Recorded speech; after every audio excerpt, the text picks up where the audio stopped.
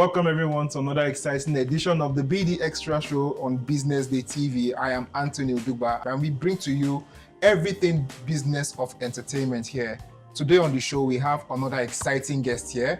His name is Barnabas Emordi, aka Barney Blockbuster. Nice to have you here. Thank you so much for having me, Anthony. How are you doing? It's a pleasure to be here. I'm really fine. I'm pretty good. Yeah, you happy. look nice. Yeah. Thank you. You look amazing as well too. You know, it's always nice to I heard something about sharing compliments. Yeah. You know all this. When you're on Instagram these days, when they ask to read all this show, all this trying to do better. Bro, if you post love, the other person will reply love.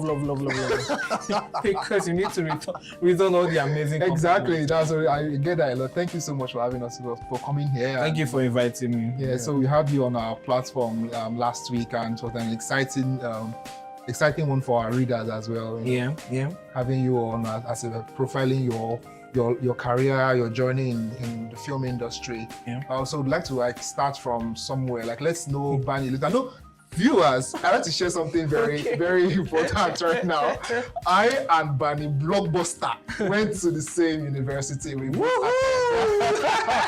That's beautiful. Which is like when you reached out, I was is this fate? Because me personally, I believe in fate. Everything happens for a reason. So I was supposed to meet you to actually build this relationship that we've had before, but now we're reconnecting. Yeah. You know, so brilliant. I went to the same school. We stayed in the same hall of residence. Yeah. There's no bigger story and beautiful memories than that. Exactly. Because there are a lot of things that we shared. When we're going through that, we never knew we would cross paths like this. Exactly. If you had asked me back then that. Definitely, when we pass each other, we say highs and all that, eat the same bread or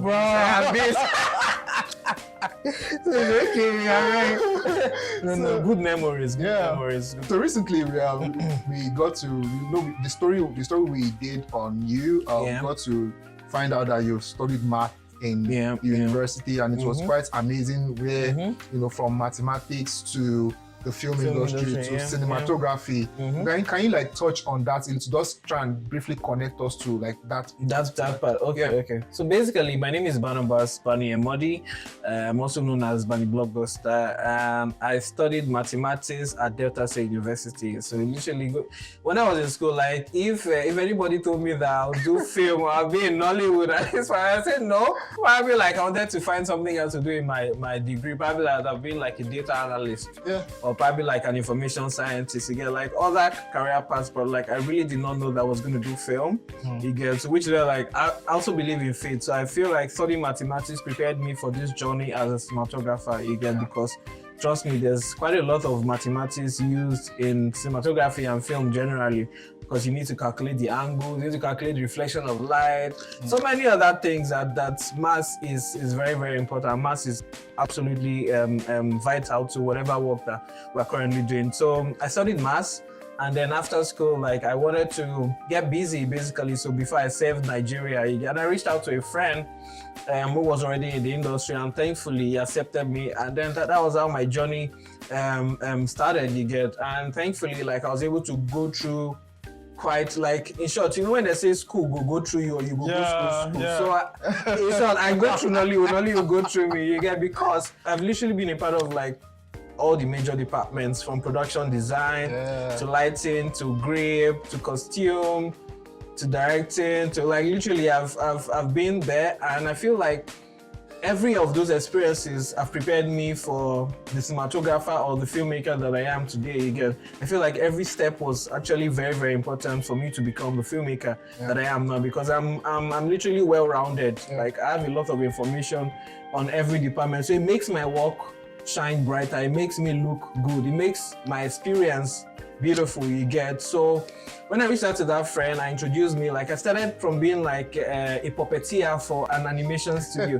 So he made some fun children cartoons where I operated the puppets, and it was fun. I was making quite some good money after leaving school, where you're literally not making any money at that point. But then I was getting some money. It might be 10K per day for a 4-hour puppet show. You get, and 10K in in late 2015, early 2016. Imagine that was like that was really good at that point. And for someone that just graduated from school, so I did that for a bit. I was a camera operator for some events.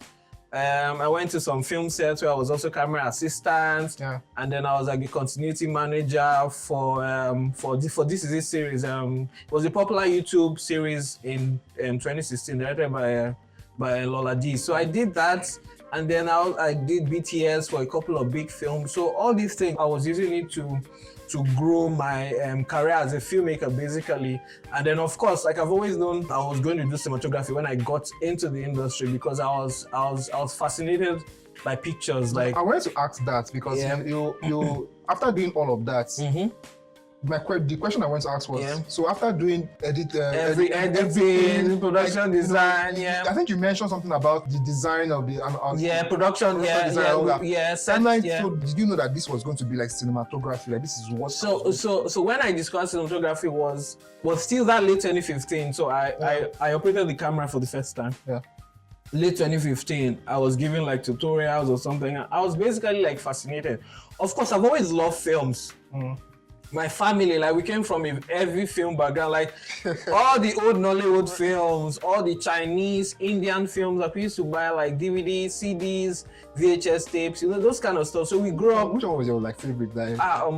I really don't do favorite, but then I feel like if we talk about like the TV and watching culture, all this Mexican and this in telenovelas. I think I remember people they'll sell. You get so stuff like so. We were like when it's 4 p.m. or when it's 7 p.m. like the entire family would gather in front of the TV and then watch. We enjoy this show as a family.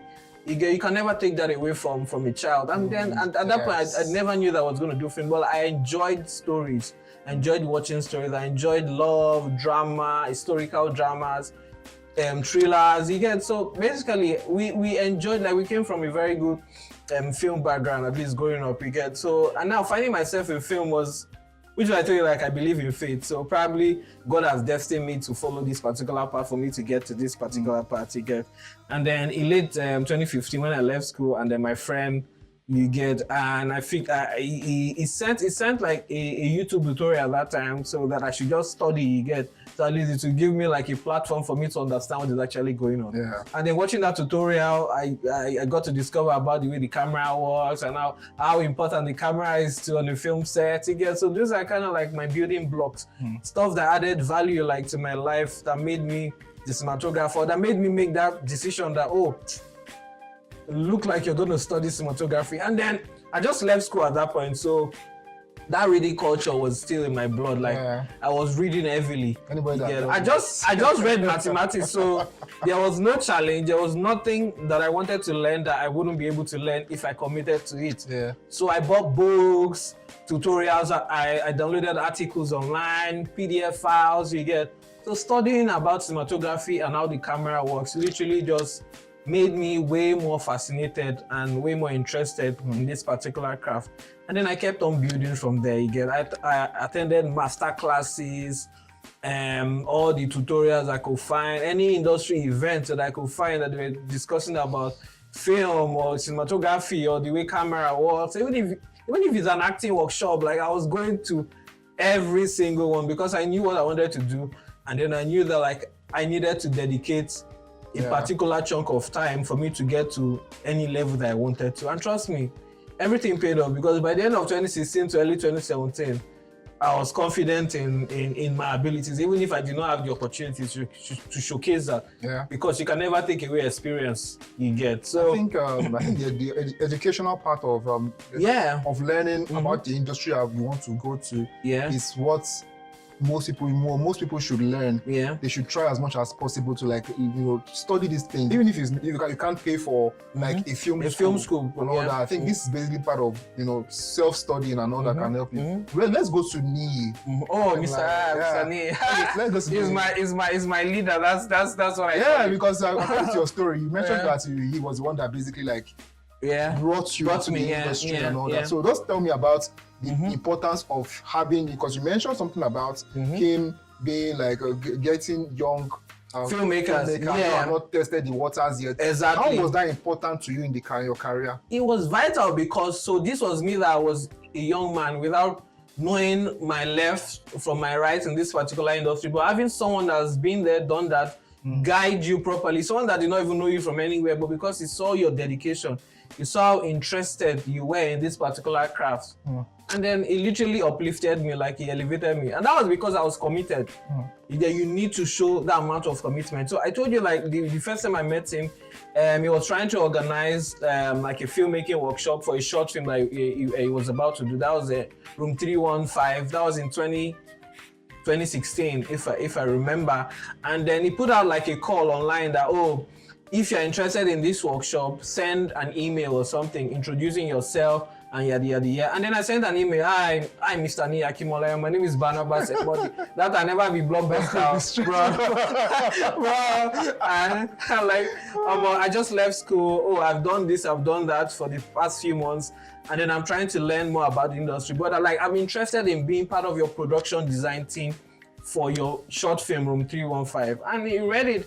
And then he accepted it, even if I know that maybe there might have been a lot of typos or I said nonsense in that email. But at least he could see he could see like the passion, the enthusiasm. You get the enthusiasm you get. And then he accepted, and then I met him for the first time, and it was a really chill man. I don't know him from anywhere, but he was chill. He was welcoming. He was accepting.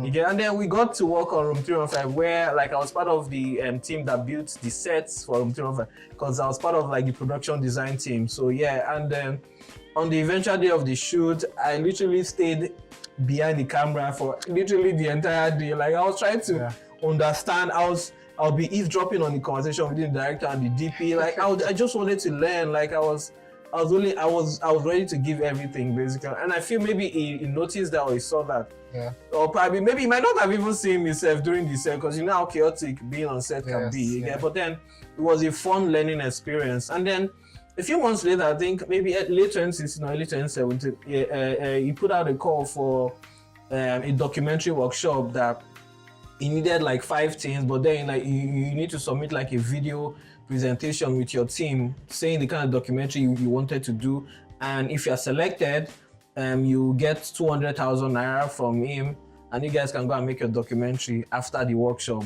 You get so, and I met a few of my friends, and then we created a team of 3, and then we canvassed for vote online. You know that year, oh please vote for me, oh please like my video. I did that thing. Oh yeah, so it's and thankfully we won. I think literally we're like number 1. You get, and then and then there were like 5 teams, so we went for a workshop to a resort. We spent like 3, 4, 5 days. You get at that resort, and Mr. Ni invited different industry players, from directors to DPs to editors, you get, for them to lecture us on like the craft. You get documentary filmmaking, directing, cinematography. Literally, it was just a whole lot of knowledge intake. You get, and that was amazing for me as a young guy. That was really important for me. You get, and it was fun studying and learning. And then we got the money, and then we traveled to the East to make our documentary. You get, so those are so the one about them. And the survivors of the Biafran War. So you get, so these are some of the steps that, as an industry leader that he did for young people without he did not expect anything from us. He did not collect 5 naira. Like, he did everything for free and from his own pocket. Like all the hotel bills, everything, the money he gave us in 2016, you know how much 200,000 was? You know, that kind of stuff. So he did that from the bottom of his heart, and that was how I started building the relationship with him. And then ever since then, it has been smooth sailing. Let's talk about the relationship you built with him, because that has led you to make the Netflix special. So let's talk about you from the journey and making. You are the leader of the new age cinematographers and one of the highest paid photographers in Nollywood right now. You've done. If you don't know, he did the tripod. It's tripod. The first billionaire film in Nigeria and West Africa. And this is the guy that shot it. So just tell me about like your experiences so far after graduating, or growing from that intern that you were looking at everywhere to now. What level of work did you put through to make yourself that good? To make yourself to give you a space in the room where these people are, and you get to meet Funke Akindele, through me, of course, and now you're making one of the biggest films on Netflix right now. Yeah. So just let me know, tell me your experience about that. Yeah, so basically, if you know me, you know that like I'm literally like the hardest worker ever. Like I'm my biggest critic. I constantly want to improve on the work that I do. I really want to like do amazing stuff. So when I got the first opportunity on the first cinema film for Elevator Baby, yeah, I was a camera operator, and I feel like Mr. Ni and Antil Studios generally, they noticed the amount of work that I did on the project. They noticed, oh, this person has a particular potential, and then let's see how we can build on this particular potential, because I gave everything, and I always give everything to my work. So which is why you notice that any of my work, it is intentional. It comes from like the bottom of my heart, because filmmaking to me, it is special, and the cinematography is lovely. So I constantly want to like put out the best work ever. And then I did Elevator Baby, I did DOD, Day of Destiny, and then from then on, like, you know, when you do good work, people will start noticing, oh, who shot this? Oh, who did this? Oh, what did this person do for you? And then when they start noticing, it means that what you're doing amazing work. And at that point, you get to meet way more amazing people that you thought that you'd never meet. So your work basically spoke for you. Yeah, your work is not even like, I'm not even joking, like your work will speak for you constantly. And mostly because it's a visual medium, people will see. You get, oh, they see this video, oh, they see this particular frame, oh, who designed this lighting, oh, who shot this thing? And then from there you build, and from there you get to like build personal relationship with people too. People growing up, people in the same industry, your leaders, you get those your mentors in coaching. You are building constant relationship because you are doing good work. You are constantly there for them. You are making sure that you constantly improve on yourself, man. I mentioned earlier how much that I read when I left school and starting in the industry. Like I still have that amount of reading culture till now, you get, because you constantly need to improve. There's technology, there are newer ways to do stuff, there are better ways to do stuff. You can always improve on the way that you visually represent things, or like your approach. You get, it's a constant learning process. Like it never stops, you get. But as long as you keep improving on whatever that you're doing, your work will continually speak for you, and that is when you get to meet the biggest of the biggest players, because people will recommend you, people that you've worked with, people that you've done amazing stuff with and for. They'll keep speaking your names in rooms where like you might not even be a part of. You get, and trust me, like it only gets better. You get, I'm being at this stage where probably like I get to influence like a lot of young filmmakers, because I was also really young. I'm still really young. Like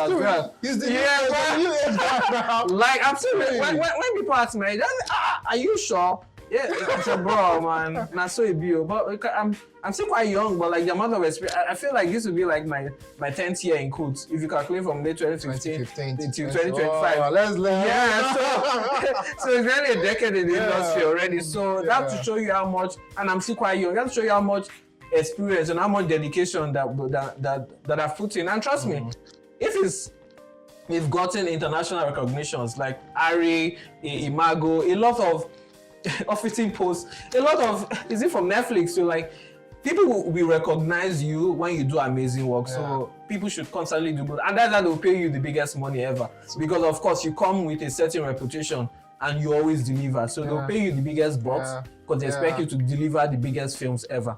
So I want to touch on the cinematography in Nollywood. With the new age of cinematographers that are coming, and you leading the pack, and we constantly always praise cinematography in Nigeria and in Nollywood. It has basically been exponential. It has been very good. And you know what the key things or the key takeaways from our films recently is cinematography. Beautiful visuals. The visuals have improved. The sound have improved. So what are the trends, the technologies, or whatever that has Nollywood that adapted into, that has pushed the narrative and made our films look better and sound better? So basically, you know that for you to constantly get like a cohesive visual style, like it depends on like a lot of factors, and it's not even just about like the cinematographer or the camera. So for your look and feel, like the cinematographer, the costume designer, the production designer, the makeup artist, you get, these are like vital people that are important in bringing out the look and feel of the film. So trust me, like over the years, people have improved in their craft. Like Nollywood professionals, we've improved over time across various departments. So trust me, there's a lot of people that have done or they are still doing brilliant work. So imagine merging with a lot of brilliant people They literally make the work easier. Like it becomes a really cohesive vision. That is why you see that the look and the feel of a certain film looks absolutely stunning. You get, because people have improved on their craft. Our craft as filmmakers is an ever learning, ever moving forward this thing. So you need to constantly be up to date. You get, and apart from that, this in camera technology has also improved. Like the sensors, they are now amazing for darker skin tones now. You get like the way that Ari, like the way that Ari creates amazing stuff. You get sensors now, the newest technologies. Lights, you get, Ari creates lights, so now logs, now like a lot of technology firms, you get, they are now making sure that they deliver the highest possible technology. But technology is technology. It is the humans behind that technology that brings out the best in that particular technology. You get, so now imagine having you that is amazing at your craft merged with absolutely stunning technology. You get, with a very beautiful work culture. It can only get better. You can never go wrong. Like that is why our visuals, like Nigerian cinematographers, I can beat my chest anywhere. They're among the best in the world. You get, regarding all the conditions that we constantly go through for us to make whatever that we make personally.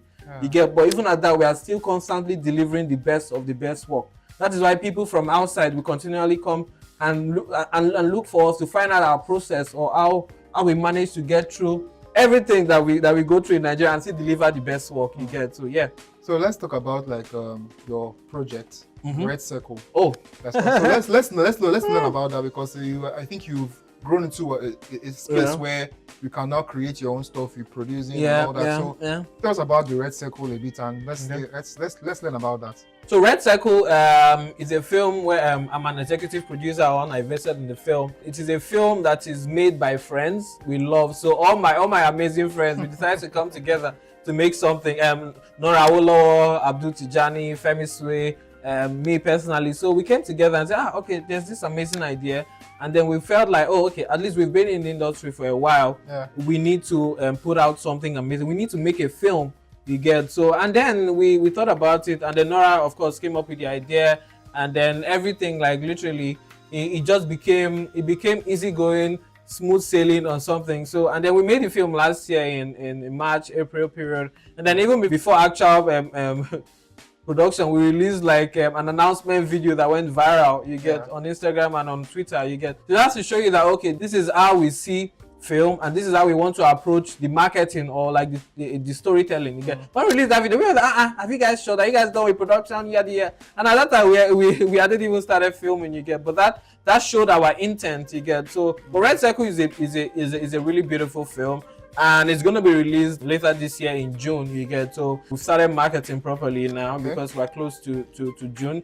And then trust me when I tell you that we made an amazing film, and then we sincerely cannot wait for Nigerians to watch it personally. And then it's my first film as an executive producer. So, and then you know that I do amazing work personally, so you should expect something really brilliant. And of course, when we're about to do like our proper private screening, we invite press, we invite our friends, so that you guys can come and definitely. So you guys can come and enjoy, watch, give us comments, so that we know where we can constantly improve on, because filmmaking is a constant improvement process. Like we need to keep moving forward in whatever stories that we tell or the technology that we employ. You get, so I can't wait for Nigerians to watch Red Circle, and I'm absolutely sure that they will enjoy watching it. All right, so thank you for that. So our outlooks for 2025. What do you imagine as a cinematographer in the game? Like, so what do you expect? What do you expect our works to look like in 2025 or beyond? So either it's going to on streaming or when people ask me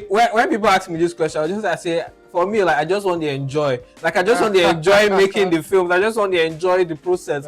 Because it is from you finding joy and excitement in the work that you do. That is how it will constantly get better. And then for Nollywood as a whole, like 2025 is a really important year, because I'm sure so many people have heard of Prime Video leaving Nigeria, or Netflix leaving Nigeria. You get, so basically as an industry, we need to find ways to distribute our films properly, like across the entire calendar year. So probably not just maybe holiday periods, maybe April, September, or December. Like, we need to constantly find moments, because we release a lot of films like yearly, and films, they need to make a huge amount of revenue so people can keep making films. So I'm hopeful that the distribution for our films will improve way better. Probably there will be more avenues to share these films, and producers or EPs can actually make some money so that they can still put back into the industry. And I'm sure like there are so many amazing distributors that are constantly finding solutions, because we just literally led a conversation with our distributor, and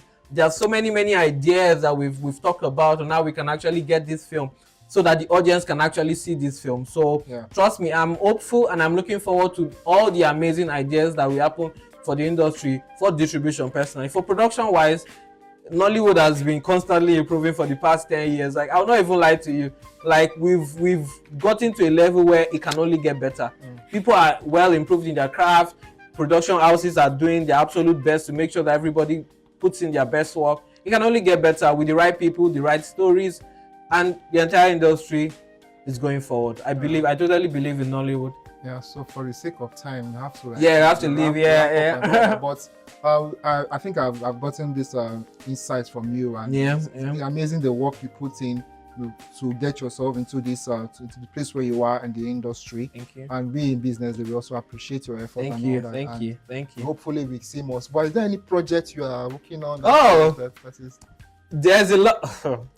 There's a lot that is coming, although I cannot fully like talk about it because I've signed a lot of NDAs. But trust me, like anything that is coming from me, it's definitely going to be exciting. It's going to be refreshing. There's a lot that's going to happen this year for me. I'm going to be filming in a lot of countries, not even Africa. Like there's a lot of like cross continental projects that I currently have in development, and I'm speaking with a lot of executive producers. So I can't wait. Like definitely, like BusinessDay will definitely be the first people that I reach out to let them know all the fanciest scoop and everything. But trust me, there's a lot of amazing things that's going to happen for me personally this year, and then for the industry as a whole. Then I can't wait to share with you guys. And we can't wait to also see that as well. Thank you so much, Barnabas. Thank you so much for having me. I sincerely appreciate it. Yeah, definitely. It's been fun talking to you. You're my brother now, so it's definitely gonna be fun. Yeah, definitely. That's all we have for today on BD Extra on BusinessDay TV. Please do follow us on all socials on BDTV_NG and on YouTube at BusinessDay Television. I am Anthony Duba. Nice to have you. Take care.